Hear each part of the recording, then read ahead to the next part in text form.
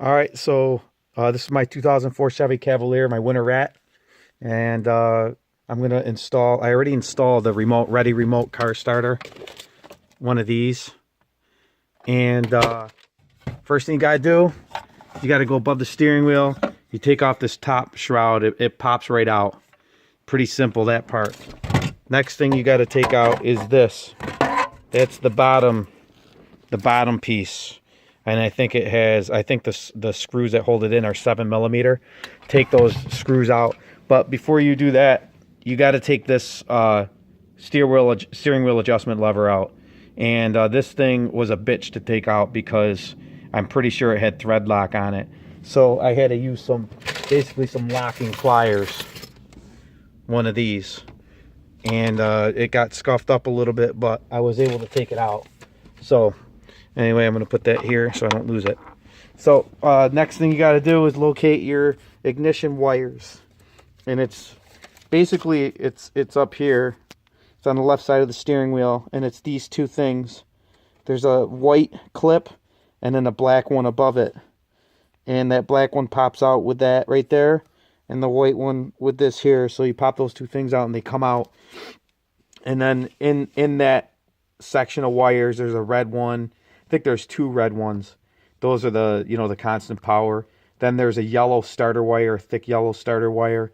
All of these wires are like whatever gauge, they're thick. I don't know what the gauge is, but the ignition wire's pink and the accessory wire's orange. The second accessory wire's brown. That's where all those are. And then what I did was I ran them down inside of there, and then they came out. I have them coming out down here.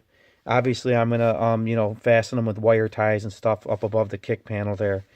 And then you just, your whatever model you got, it'll have the wire locations right there. So that's all plugged in. And then the other one, this is the one that has the ground on it, and then like your tack wire and your parking light wire and your brake wire to kill the starter when the car's on. If you press the brake, it should kill it. I only used 3 wires. I didn't even hook up the tack wire. It works without it. Maybe if I find out there's an issue from that, but I had another car where I didn't hook up the tack wire and the remote start worked for however many years I had it. So this white wire right here, that goes to the parking wire, the parking light wire, which is in the body control module. So it's going to be some bad camera work here, but that body control module is right up on the left side under the kick panel. And you can see the white wire. It goes up there. And on the middle set of wire, the blue plug, there's a A1 was the wire. There's a row of A and there's a row of B. A1 was a brown wire. That was the parking light wire. And then the other thing was, there's this shroud right here. And I think that's a 7mm screw as well. You take that shroud out to get to the brake wire. And then you can see up here, hold on a sec. If you press the brake, some wires in the way. There's the brown wires plugs in up into this white wire up here. So I think there's a so that pin down there, there's the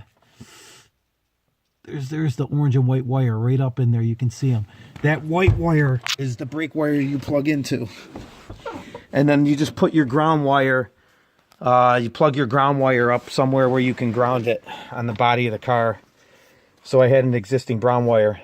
And that's that. That's all you got to do to hook up all that. This was where the magic happens. So they have a security feature on these Cavaliers and a lot of the GM cars called Passlock. So I'll cut right to the chase. There's 3 wires here.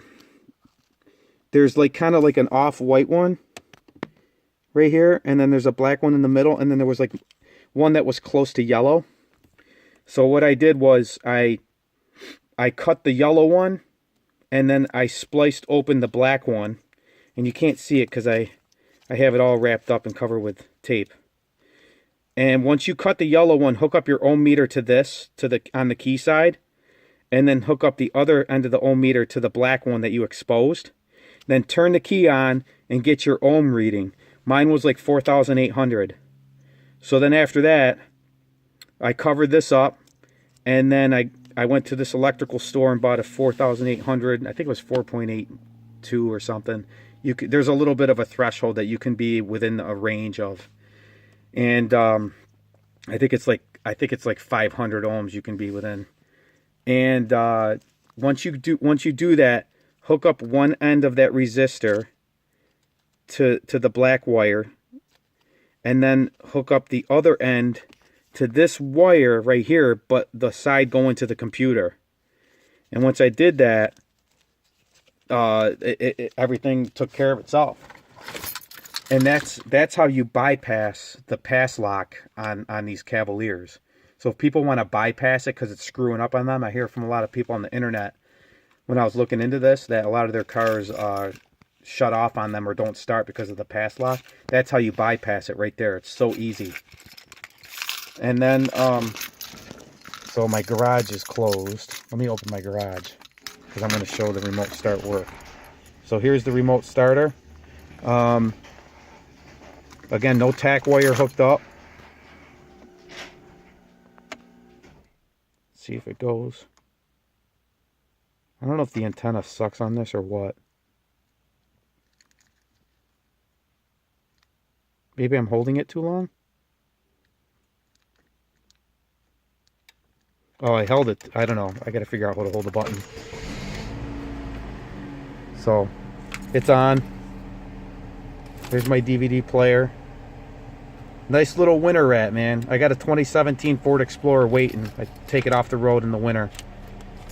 Next is going to be a Corvette Z06, probably a 16 or 17. I'm going to wait a couple years and then buy one. Let other people lose the depreciation on it. All right, man. I'm out.